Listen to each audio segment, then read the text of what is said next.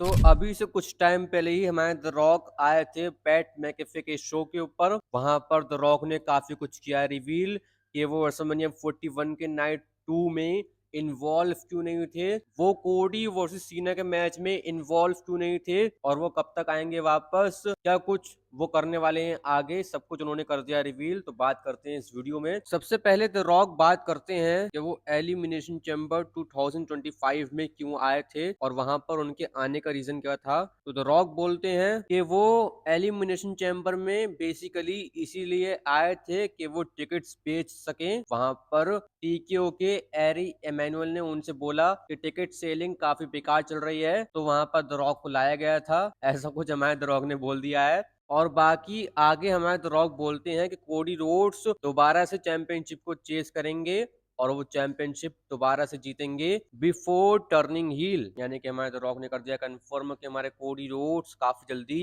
Heel turn करने वाले हैं। एक इनक्रेडिबल बेबी फेस रन के बाद में हमारे कोडी रोड्स दोबारा बनेंगे चैंपियन एज ए हील। ऐसा कुछ द रॉक ने बोल दिया है। इसी के साथ साथ द रॉक ने किया कंफर्म कि जॉन सीना कभी एलिमिनेशन चैम्बर 2025 में अपना हील टर्न करने ही नहीं वाले थे। वो सिर्फ और सिर्फ एक लास्ट मिनट चेंज था। और यहाँ पर बताया गया है कि हमारे कोडी रोड्स अपना हील टर्न करने वाले थे एट एलिमिनेशन चैम्बर, जहां पर वो शायद से द रॉक के साथ में हैंडशेक कर लेते, लेकिन फिर कोडी रोड्स से कहा गया कि आप कभी बाद में कर लेना अपना हील टर्न, अभी यहाँ पर जॉन सीना का हील टर्न करवाया जाएगा। ऐसा कुछ हमारे द रॉक ने किया कंफर्म। इसके बाद में द रॉक बोलते हैं Cody Rhodes versus John Cena के मैच के बारे में। सबसे पहले द रॉक बोलते हैं कि मुझे इस मैच की एंडिंग काफी पसंद आई। द रॉक बोले कि वो चीजों को थोड़ा अलग तरीके से देखते अगर वो वहां पर होते उस स्टोरी लाइन में। लेकिन द रॉक फिर ये भी बोलते हैं कि वहां पर काफी सारे क्रिएटिव लोग थे बैक स्टेज में। ऐसा कुछ द रॉक ने कर दिया कंफर्म। और फिर द रॉक बोलते हैं कि वो इस मैच में इन्वॉल्व क्यों नहीं हुए। द रॉक ने सिंपली बोला कि इस मैच में उनकी इंपॉर्टेंस नहीं थी। द रॉक बोले हैं कि स्पॉटलाइट पूरी की पूरी जॉन सीना के ऊपर पड़नी थी, जहां पर जॉन सीना बने हैं 17 टाइम चैंपियन, और जॉन सीना बोल रहे हैं कि वो प्रोफेशनल रेसलिंग को खत्म कर देंगे। ऐसा कुछ जॉन सीना ने बोला है। तो यहाँ पर ये कहानी पूरी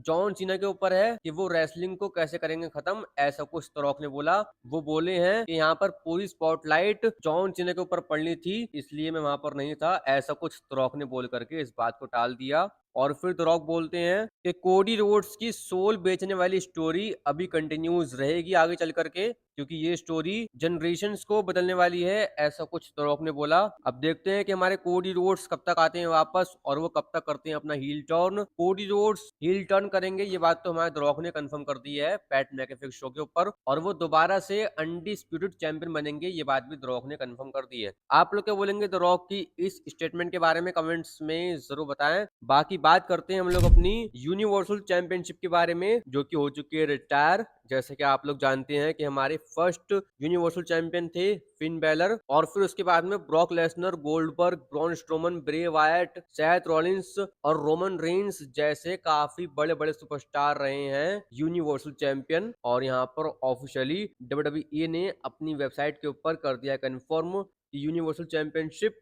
अब ऑफिशियली हो चुकी है रिटायर्ड।